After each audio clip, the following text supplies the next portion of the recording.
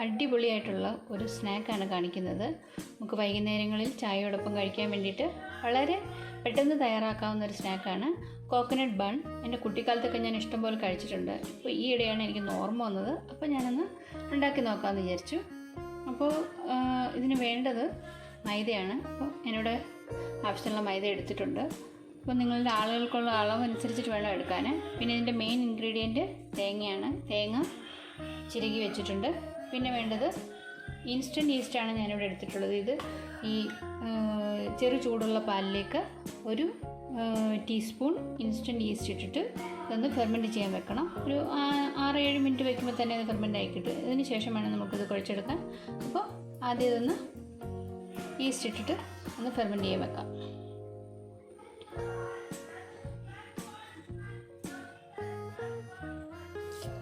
ഇതൊന്നിട്ടിട്ട് ഇതിലേക്ക് ഒരു ചെറിയ സ്പൂൺ പഞ്ചസാരയും കൂടി ആഡ് ചെയ്യണം.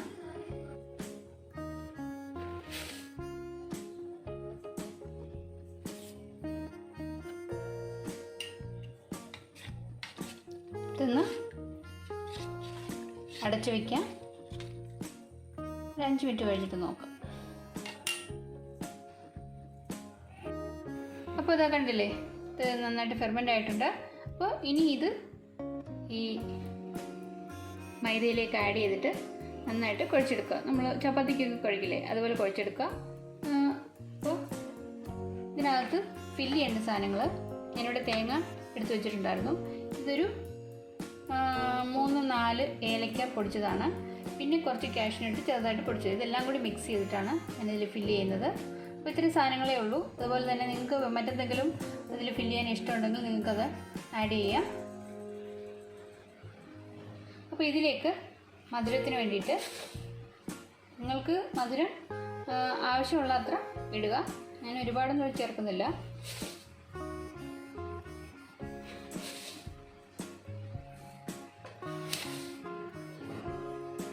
നാല് സ്പൂൺ ചേർത്തിട്ടുണ്ട്. അപ്പോൾ കൂടുതൽ മധുരം വേണമെന്നുള്ളവർ ചേർക്കുക. എന്നിട്ട് ഇതെല്ലാം കൂടി ചേർത്തിട്ടൊന്ന് മിക്സ് ചെയ്തെടുക്കുക. അപ്പോൾ ഇത് മാത്രമല്ല, നിങ്ങൾക്ക് വേറെ എന്തെങ്കിലുമൊക്കെ ഡ്രൈ ഫ്രൂട്ട്സോ അങ്ങനെ എന്തെങ്കിലുമൊക്കെ ആഡ് ചെയ്യണമെങ്കിൽ നിങ്ങൾക്ക് ആഡ് ചെയ്യാം. അപ്പോൾ ഇതിവിടെ ആഡ് ചെയ്ത് വെച്ചിട്ടുണ്ട്. ഇനി ഇതിലേക്ക് ഒരു അല്പം ഉപ്പ് ചേർക്കണം.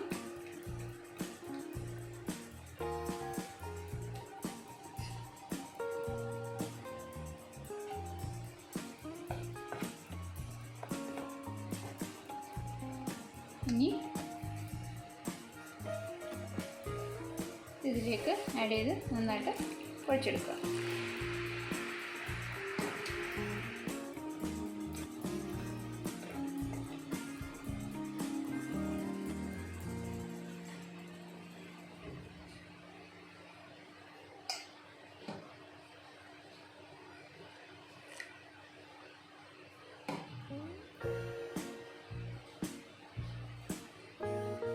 ഇത് നന്നായിട്ട് കുഴിച്ചതിന് ശേഷം ഇതൊന്ന് 1 മണിക്കൂർ ഇതൊന്ന് റെസ്റ്റ് ചെയ്യാൻ വെക്കണം. അപ്പോൾ നല്ലൊരു തുണി കൊണ്ടോ മറ്റെന്തെങ്കിലും വെച്ചിട്ടൊന്ന് അടച്ചു വെച്ച് 1 മണിക്കൂർ വെക്കണം. അപ്പോൾ ഇത് എത്രയാണോ നമ്മളിത് കുഴച്ച് വെക്കുന്നത് അതിന് ഡബിൾ സൈസായിട്ട് വരും.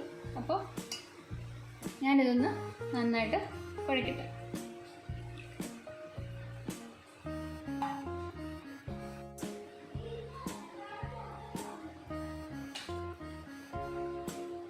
ഇതിലേക്ക് ഒരു 2 സ്പൂൺ ബട്ടർ ഉരുക്കിയതും കൂടി ചേർത്തിട്ട് വേണം കുഴയ്ക്കാൻ. ഞാനിതിൽ ചേർത്തിട്ടുണ്ട്. എന്നിട്ട് നന്നായിട്ട് കുഴച്ചെടുക്കുക.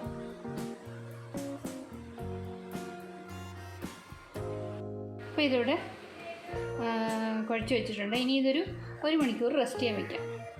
ഇവിടെ ബാക്ക്ഗ്രൗണ്ടിൽ നല്ല സൗണ്ടാട്ടോ. ഇവിടെ ഓൺലൈൻ ക്ലാസ് നടക്കുന്നതിന് ബഹളമാണ്. അതാണ്, എല്ലാവരും ഒന്ന് ക്ഷമിക്കണം. അപ്പോൾ ഇതിപ്പോൾ 1 മണിക്കൂർ കഴിഞ്ഞു. കണ്ടില്ലേ, ഇതിപ്പോൾ ഡബിൾ സൈസ് ആയിട്ടുണ്ട്. അപ്പോൾ ഇതിൽ നിന്ന് നമ്മൾ ആവശ്യത്തിനുള്ളത് വലിയ വലുപ്പത്തിലുണ്ടാക്കുകയാണെങ്കിൽ അങ്ങനെ, അല്ല ചെറുതായിട്ട് ഉണ്ടാക്കുകയാണെങ്കിൽ അങ്ങനെ, നിങ്ങൾക്ക് ഏത് വലുപ്പത്തിൽ വേണമെങ്കിലും ഉണ്ടാക്കാം. അപ്പോൾ ഞാനിവിടെ ഇങ്ങനെയൊരു പാൻ എടുത്തിട്ടുണ്ട്. ഈ പാനിലേക്ക് ഇത് വെച്ചിട്ട് ഫുള്ളിങ്ങനെ ഒന്ന് പ്രസ്സാക്കി കൊടുക്കും. അതിനുശേഷം ഈ ഫില്ലിംഗ് എല്ലാം അതിനകത്തേക്ക് ഇടും. അപ്പോൾ എങ്ങനെയൊന്ന് നോക്കാം. അപ്പോൾ ഇതുപോലെ ഒന്ന് പ്രസ് ചെയ്ത് കൊടുക്കുക.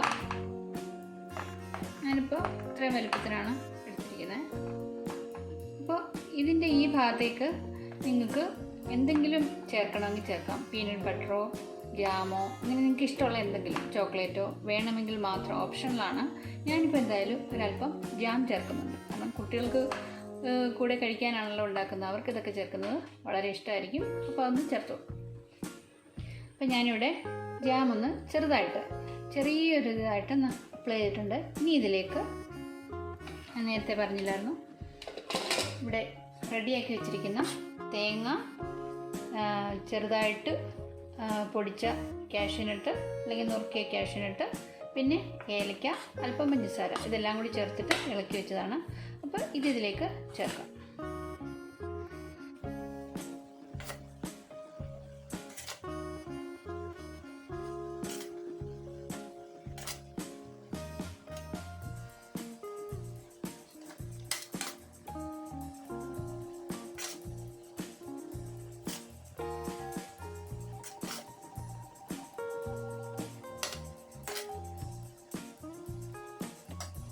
അപ്പോൾ ഇതെല്ലാം ചേർത്തിട്ടുണ്ട്. ഇനി ഇതിൻ്റെ മുകളിലേക്ക് ഇതുപോലത്തെ ഒരു ലെയർ ഇതിൻ്റെ മുകളിലേക്ക് വെച്ചിട്ട് ഇതൊന്ന് കവർ ചെയ്ത് കൊടുക്കാം. അപ്പോൾ അതൊന്ന് വയ്ക്കാം. ഇത് ഈ രീതിയിൽ ഒന്ന് റെഡിയാക്കി കവർ ചെയ്തതിന് ശേഷം ഒരു 10 മിനിറ്റ് കൂടി ഇതൊന്ന് അടച്ചു വെക്കണം. ഇതിൽ വെക്കുന്നതിന് മുമ്പിട്ടാണ് 10 മിനിറ്റ് കൂടി ഒന്ന് റെസ്റ്റ് ചെയ്യാൻ വെക്കണം.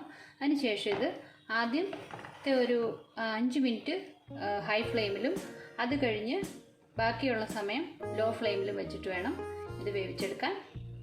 അപ്പോൾ ഒരു 10 മിനിറ്റ് കൂടെ കഴിഞ്ഞിട്ട് നമുക്കിത് വയ്ക്കാം. ഞാനിത് വെച്ചിട്ടുണ്ട്. അപ്പോൾ ആദ്യത്തെ ഒരു 5 മിനിറ്റ് ഹൈ ഫ്ലെയിമിൽ തന്നെ വയ്ക്കാം. അപ്പോൾ ഇതൊന്ന് അടച്ചു വയ്ക്കണം. അപ്പോൾ ഇതിവിടെ റെഡി ആയിട്ടുണ്ട്. ഇനി ഇത് കട്ട് ചെയ്ത് കഴിക്കാം. ഞാനിതൊന്ന് കട്ട് ചെയ്ത് കാണിക്കാം. അപ്പോൾ ഇത്രയേ ഉള്ളൂ, സിമ്പിളാണ്. അപ്പോൾ എല്ലാവരും ഈ രീതിയിലൊന്ന് ട്രൈ ചെയ്ത് നോക്കുക. ഇത്രയും വലുപ്പം വേണമെന്നില്ലെങ്കിൽ ചെറിയ വലുപ്പത്തിൽ നിങ്ങൾക്ക് ഉണ്ടാക്കാവുന്നതാണ്. അപ്പോൾ ഇത് വളരെയധികം ടേസ്റ്റുള്ള ഒരു സ്നാക്കാണ്. എല്ലാവരും ഇത് ട്രൈ ചെയ്ത് നോക്കുക. അപ്പോൾ വീണ്ടും പുതിയൊരു വീഡിയോയുമായിട്ട് നമുക്ക് കാണാം. അതുവരെ ബൈ ബൈ.